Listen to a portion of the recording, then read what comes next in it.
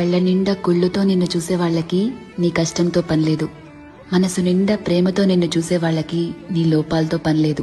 కడుపు నిండా ద్వేషంతో నిన్ను చూసే వాళ్ళకి నీ మంచితనంతో పనిలేదు. గుండె నిండా అభిమానంతో నిన్ను చూసే వాళ్ళకి నీ తప్పొప్పులతో పనిలేదు. రక్తం నిండా కోపంతో నిన్ను చూసే వాళ్ళకి నీ పశ్చాత్తాపంతో పనిలేదు. వీళ్లే కాదు, నీ చుట్టూ ఉన్న ఇంకో 100 మంది నిన్ను 100 రకాలుగా చూడొచ్చు. వాళ్ళందరూ వాళ్ల లోపల ఉన్న ఎమోషన్తోనే నిన్ను చూస్తారు. నిన్ను నిన్నుగా చూడగలిగేది ఆ పైవాడి తర్వాత నువ్వు మాత్రమే.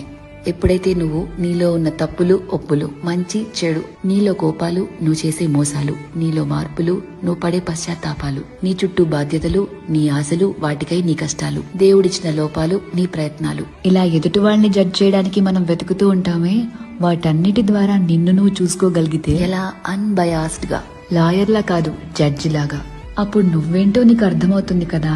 అదే సెల్ఫ్ అవేర్నెస్ అంటే. సెల్ఫ్ అవేర్నెస్ నీకు చాలా ప్రశాంతతనిస్తుంది.